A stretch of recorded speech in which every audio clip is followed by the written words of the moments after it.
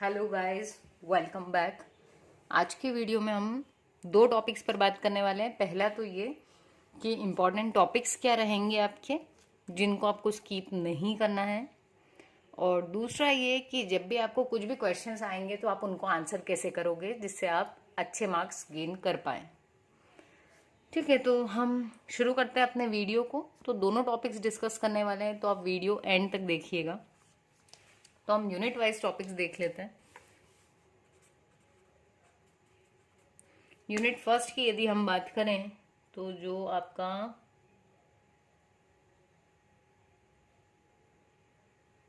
Programming methodology and data structure वाला major जो paper है, जिसमें 7 यूनिट है ना। तो हम पहली यूनिट की यदि बात करें तो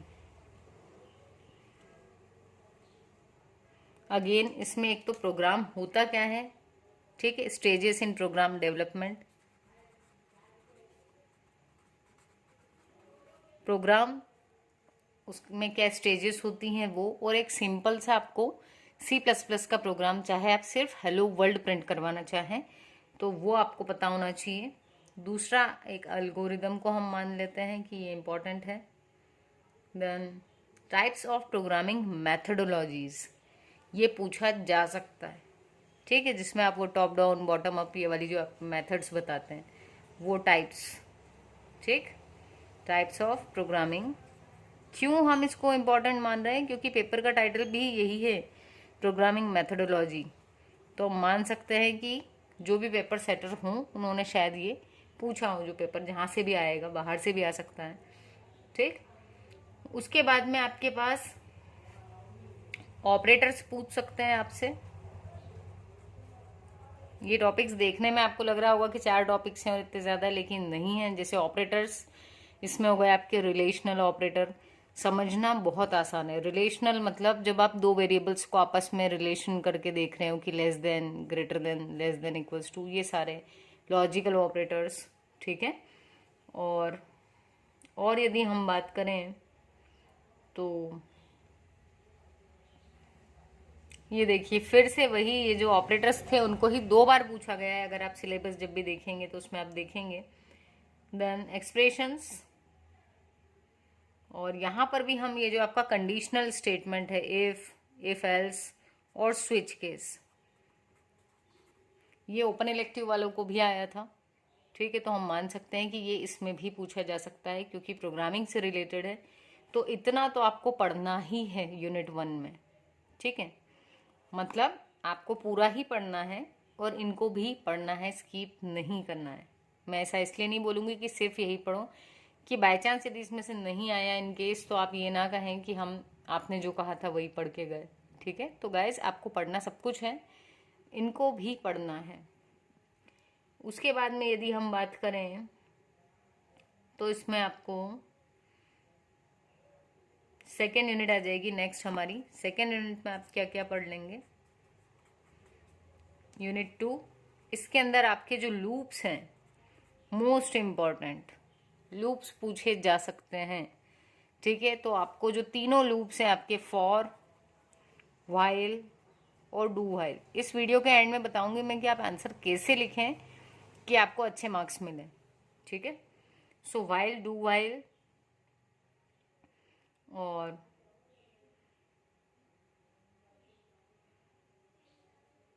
ये जो फंक्शंस थे, ठीक है, फंक्शंस में जो हमने देखा था call by value and call by reference, पूछे जा सकते हैं। तो फंक्शंस वाला जो है ये आपको पता होना चाहिए कि फंक्शन क्या है, कितने टाइप्स के हो सकते हैं। देन नेक्स्ट है हमारे पास में इंट्रोडक्शन टू अरे। देखो, अगर हम इस यूनिट की बात करें तो सेकेंड यूनिट में टोटल ओवरऑल 3 टॉपिक्स हैं। पहला है आपका इटरेटिव स्टेटमेंट्स, दूसरा है फंक्शन और तीसरा है इंट्रोडक्शन टू अरे। तो 3 टॉपिक में से कोई ना कोई 2 टॉपिक तो डेफिनेटली आते ही हैं, है ना, क्योंकि आपके 2 बार क्वेश्चंस बनेंगे, एक बी में भी बनेगा और एक सी में भी बनेगा, ठीक। तो यहाँ से कभी पूछ लिए जाएं तो अगर आप हम बात करें तो इटरेटिव स्टेटमेंट्स यदि आपने अच्छे से कर लिए, लूप्स, इसमें ब्रेक और कंटिन्यू को भी कर लिया, और उसके बाद में आपने अरेज वाला कंप्लीट कर लिया यदि, तो भी जो है आपको अच्छे मार्क्स आ जाएंगे। ठीक, हम ये मान सकते हैं। अब अरेज जो है ये और इसके टाइप्स मिनिमम इतना आपको पता होना चाहिए। ठीक है, अब आ जाते हैं हम यूनिट 3 पर।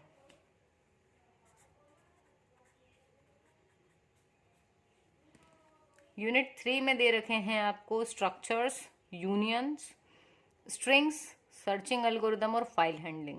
जिसमें से आई नो फाइल हैंडलिंग बहुत थोड़ा सा टफ हो जाता है, तो काफ़ी सारे लोग इसको छोड़ देते हैं। तो यदि आप फाइल हैंडलिंग को अलग कर भी देते हैं कि भाई हम नहीं पढ़ पाएंगे, टाइम कम है, देन ऑल्सो स्ट्रक्चर्स आपको बहुत अच्छे से पढ़ना है। स्ट्रक्चर क्या होता है, और छोटा सा कोई सा भी एक एग्जाम्पल। देखो मेजर है आप लोगों का, इसलिए आपसे उम्मीद की जा सकती है कि आप उसका जो सिंटेक्स है प्रॉपर लिखेंगे और एक छोटा प्रोग्राम भी बना सकते हैं। जैसे मैथ्स होता है ना, मैथ्स में स्टेप मार्किंग होती है, उतना ही अच्छा एक सब्जेक्ट है कंप्यूटर साइंस। इसमें भी क्या होता है, यदि आप प्रोग्राम या कोडिंग लिख देते हो ना, तो भले ही आपने भर भर के बहुत सारा नहीं लिखा, लेकिन अगर आपने प्रोग्राम काफ़ी अच्छा लिखा है, सही लिखा है, तो आप अच्छे मार्क्स गेन कर सकते हो। ठीक है, तो स्ट्रक्चर का कोई छोटा प्रोग्राम तो कम से कम आप याद कर ही लेना। समझ लो तो बहुत अच्छी बात है। ठीक है, पर अगर आपको समझ नहीं आ रहा है तो आप उसको याद कर लें, क्योंकि टाइम कम है अब आपके पास में। ठीक, तो स्ट्रक्चर क्या होता है, वो एक इसका छोटा सा एक सिंपल प्रोग्राम, और उसके बाद में यूनियन। यूनियन की कम से कम डेफिनेशन और सिंटेक्स इतना तो पता होना चाहिए। ठीक है, और इसमें अगर नेक्स्ट टॉपिक देखें तो हमारे पास में है स्ट्रिंग्स। देखिए स्ट्रिंग के जो फंक्शंस होते हैं ना, वो बहुत इजी होते हैं। तो अगर आप पूरा प्रोग्राम नहीं याद करते हैं, उसके फंक्शंस लिख के आते हो, जैसे strcat, ये एक फंक्शन है, ये क्या करता है, ये दो स्ट्रिंग्स को कॉन्केटिनेट करता है। ऐसे आपने 5-6 फंक्शंस के नाम भी यदि लिख दिए तो भी आपको अच्छे मार्क्स मिल सकते हैं, क्योंकि ये जो चीज़ें हैं ना, ये आपने सही लिखी, ये शो करती है कि आपको नॉलेज है सब्जेक्ट का। तो ये दिखने में एक एक लाइन होंगी, लेकिन काफ़ी मीनिंगफुल होंगी एंड मार्क्स स्कोरिंग होंगी। उसके बाद थर्ड यूनिट में ही हम लास्ट यदि डिस्कस करें तो जो आपकी सर्चिंग है, क्योंकि सर्चिंग जो है आपके प्रैक्टिकल्स में भी थी, तो इट मे बी पॉसिबल कि इससे आपको प्रोग्राम पूछ लिया जाए कि भैया लीनियर सर्च का प्रोग्राम लिख दूं या उसको एक्सप्लेन कर दूं। ठीक है, तो ये यूनियन में सिर्फ आपको डेफिनेशन और सिंटेक्स का कहा है, स्ट्रक्चर में डेफिनेशन और एक सिंपल प्रोग्राम, स्ट्रिंग के कुछ फंक्शंस, और सर्चिंग की जो आपकी एल्गोरिदम है। सर्चिंग की देखिए, अगर आपको कोई प्रोग्राम नहीं आता है तो आप सिंपल वर्ड्स में उसकी एल्गोरिदम को भी लिख कर आ सकते हैं। तो ये तो थे आपके 3 यूनिट्स।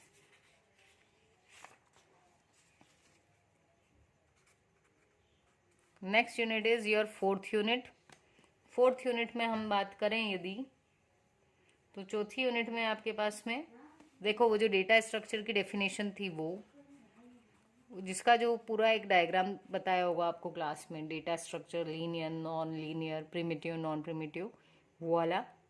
ठीक, और उसमें जितने भी टाइप्स थे वो सिर्फ आपको डायग्राम याद करना है। मेरे ख्याल से सबको पता होगा कि लीनियर जो था उसमें आपके अरे, लिंक लिस्ट और जितनी भी चीज़ें पड़ी वो आ गई थी, और नॉन लीनियर में ट्री और ग्राफ था। ठीक है, तो ये उसके बाद में ये बहुत अच्छी यूनिट है।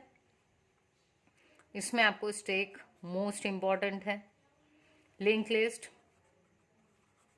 ये भी बहुत मान सकते हैं हम, बहुत ही इम्पॉर्टेंट है ये दोनों। ठीक है, और यदि हम बात करें तो बस इस यूनिट से इतना ही, इनको आपको अच्छे से पढ़ना है। देन यूनिट 5th, अभी हम एंड में बात करेंगे कि इनके बारे में किस तरीके के क्वेश्चन आ सकते हैं और आपको क्या क्या लिखना है। यूनिट 5 की मैं यदि बात करूं तो इसमें मेरे ख्याल से ये तो बहुत अच्छी यूनिट है, सभी को पसंद आई होगी कि भैया इसमें सिर्फ आपसे क्यू पूछा है, क्यू और इसके टाइप्स हैं। ठीक, देन ट्री में जो है ट्रेवर्सल पूछ लिया जा सकता है। ट्री में प्रोग्रामिंग कभी भी नहीं आती, तो ट्री वाले टॉपिक को बिल्कुल मत छोड़ना। ठीक है, ट्री की टर्मिनोलॉजीज की, रूट नोड क्या होता है, सिबलिंग्स क्या होती हैं, लेवल, डिग्री, ये सब, और ट्रेवर्सल और ट्री के टाइप्स, ये बहुत अच्छा, बहुत ही बढ़िया चीज़ है, और इसमें कोई प्रोग्रामिंग भी नहीं है, कोई टेक्निकल टर्म नहीं इसमें, ठीक है। और ट्री के बाद में जब हम बात करें तो यदि आप चाहें कि भैया इसमें हीप सॉर्ट वगैरह दिया हुआ है, हमें नहीं चाहिए, तो आप उसको छोड़ भी सकते हो। किस केस में? जब ये दो आपने एकदम पक्के कर रखें तो, ठीक। नेक्स्ट आ जाते हैं हम यूनिट 6 पर। छठी यूनिट जो है ये आपकी ग्राफ की है। ग्राफ पे भी हमने अभी कुछ वीडियोस डाले थे यूट्यूब पे, देखे होंगे आपने। तो ग्राफ, इसमें भी आपको सिर्फ इसकी भी कभी कोडिंग नहीं आती है, तो इसमें भी ट्रेवर्सल है, ब्रेड्थ फर्स्ट, डेप्थ फर्स्ट, और ग्राफ की जो भी टर्म्स थी वो, कि एज क्या होती है, ठीक है। टाइप्स ऑफ ग्राफ पूछे जा सकते हैं, साइक्लिक, असाइक्लिक, कंप्लीट, रेगुलर, ठीक है। देन सर्च ट्री, ये भी एक बहुत अच्छा टॉपिक है। इसमें आपसे AVL tree, binary search tree, जिसको बीएसटी बोलते हैं, ये पूछा जा सकता है, ठीक। और कंपैरिजन ऑफ सॉर्टिंग मेथड। अब नेक्स्ट बचता है आपके पास, या तो आप हैशिंग पढ़ लेना या फिर सॉर्टिंग मेथड, इन दो में से एक को छोड़ सकते हो। हैशिंग पे भी शायद मैंने वीडियो अपलोड किया होगा, यदि नहीं है तो आप बता देना, ठीक है। अब जो हमारे पास में लास्ट है वो यूनिट है आपकी यूनिट 7। इसमें जो सबसे इम्पोर्टेंट है, क्योंकि अगर आप पूरा यहाँ पर देखें तो origin of Julia programming language, Indian engineers, और इसी सब चीज़ों से भरी हुई है। तो अगर इसमें से हम निकालें तो डॉक्टर सरताज साहनी एक इंडियन इंजीनियर भी हैं, है ना, इनका कंट्रीब्यूशन भी है, तो आप इनके बारे में पढ़ के जाएं। सरताज साहनी सर, एक इनको पढ़ लो अच्छे से। और एक जूलिया लैंग्वेज क्या होती है, उसके अलावा यदि हम बात करें तो जितने भी इंडियन डेवलपर्स ने जो भी बनाई है लैंग्वेजेस, ये वाला टॉपिक, ये दो टॉपिक तो आप बहुत अच्छे से पढ़ के जाओ 7th यूनिट में, ठीक है। तो बस आई थिंक इतना सफिशिएंट है पढ़ के जाने के लिए। अब हम फटाफट से डिस्कस कर लेते हैं कि जब आप एग्जाम में अपने आंसर्स लिखोगे, है ना, तो आंसर्स किस तरीके से लिखना है कि आप अच्छे मार्क्स गेन करें। देखो, आंसर का एक फॉर्मेट याद कर लो। फॉर्मेट, हाँ, फॉर्मेट क्या होगा कि कुछ भी चीज़ पूछी, क्योंकि प्रोग्रामिंग से जुड़ा हुआ पूरा, मान लो आपसे स्टैक पूछ लिया, तो सबसे पहले उसकी कोई डेफिनेशन होगी कि स्टैक होता क्या है, ठीक। कुछ चीज़ों में उसका प्रिंसिपल भी होगा कि किस प्रिंसिपल पे काम करता है। तो जैसे आप स्टैक में बता दोगे, स्टैक जो है ये एक आपका लीनियर डेटा स्ट्रक्चर है, नॉन प्रिमिटिव है, उसके बारे में जो भी लिखना है, ठीक। फिर ये किस प्रिंसिपल पे काम कर रहा है, ये लीफो के प्रिंसिपल पे काम कर रहा है। उसके बाद में, इसके बाद आप क्या करो, उसका डायग्राम बना दो। अभी मैं स्टैक का नाम ले रही हूँ, हो सकता है आपसे अरे पूछ लें, तो आप अरे की डेफिनेशन बता दो। उसमें यदि प्रिंसिपल नहीं है तो इसको हटा दो और डायग्राम बना दो अरे का। उसकी इंडेक्सिंग कहाँ से शुरू होती है ये बता दिया आपने, ठीक है। डायग्राम बता देने के बाद में नेक्स्ट आप ऑपरेशन बता दो कि इस पे कौन कौन से ऑपरेशंस हो सकते हैं। तो स्टैक, क्यू, लिंक लिस्ट, अरे, इन सब में कौन कौन से ऑपरेशंस हो सकते हैं भैया। इसमें हो सकता है आपका इंसर्शन, डिलीशन हो सकता है, उसको ट्रेवर्स कर सकते हो आप, ट्रेवर्सल, ये कॉमन ऑपरेशंस हैं, ठीक। और भी बहुत सारे हैं, जैसे अगर हम इसी को स्टैक के बारे में बात करें तो पुश हो गया, पॉप हो गया और डिस्प्ले हो गया। और क्या कर सकते हैं, मर्ज कर सकते हो, बहुत सारे। ये मैंने मेरी क्लास में लिखवाया था एक्चुअली, ठीक। तो आप अगर देखेंगे तो आपके नोट्स में आपको भी मिलेंगे, आपकी क्लास में लिखवाए होंगे या आप जो भी बुक रेफर कर रहे हैं उसमें दिए होंगे। तो ऑपरेशन, ठीक है। और यदि इसमें आप सिंटैक्स लिख दो तो सोने पे सुहागा। सिंटैक्स जिस बच्चे ने लिख दिए डेफिनेटली उसको अच्छे नंबर आना ही है। जैसे यदि आपने अरे बताया तो आप अरे का बता दोगे कि भाई सबसे पहले लिखते हैं हम डेटा टाइप, फिर हम अरे का नाम लिख देते हैं और अरे के नेम के बाद में यहाँ पर उसके साइज को डिफाइन कर देते हैं। ये सिंटैक्स हो गया, ठीक। और या फिर एक एग्जाम्पल भी दे दिया कि देखो मैं एक अरे बना रहा हूँ इंट टाइप का जिसका नाम है ए, 10 साइज का अरे है, ये लिख दिया। तो ये फॉर्मेट यदि आप फॉलो कर लेंगे तो आई एम श्योर कि आपको बहुत अच्छे मार्क्स आएंगे। देखो इसमें बहुत ज़्यादा सोचने की भी ज़्यादा ज़रूरत नहीं पड़ेगी। डेफिनेशन लिख दी, फिर अपन कई बार सोचते हैं यार और क्या लिखूं, तो भाई नेक्स्ट प्रिंसिपल लिख दो। ये भी लिख दिया, और क्या लिखूं, तो डायग्राम जरूर से बना दो, क्योंकि ये जो आपका सिलेबस है इसमें हर चीज को डायग्रामेटिकली भी समझाया हुआ है, भले ही सर्कुलर क्यू हो, लिंक लिस्ट हो या फिर स्टैक हो, ग्राफ सब में बना सकते हो आप। वो बना दिया, ऑपरेशन बना दिया। अब ये सिर्फ एक लाइन नहीं लिखना है, ये इतना लिखने के बाद में उसको लिख दो कि भैया इसमें हम एलिमेंट को इंसर्ट करते हैं। अगर ये स्टैक है तो आप लिख दो कि इंसर्शन भी वहीं से होगा टॉप से, और डिलीशन भी वहीं से होता है, ठीक है। या इंसर्शन जब होगा तो टॉप एक से बढ़ जाएगा, ये लिख दो।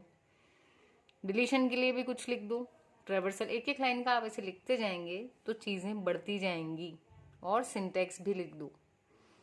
और यदि बहुत ही अच्छा केस है, आपने प्रोग्राम याद किए होंगे यदि प्रैक्टिकल के टाइम, और कुछ याद आ रहा है तो आप प्रोग्राम भी लिख दो। जैसे मान लो स्ट्रक्चर पूछा आपसे, तो स्ट्रक्चर का डायग्राम नहीं बनाया, उसमें यदि छोटा सा प्रोग्राम आता है तो वो बना दो।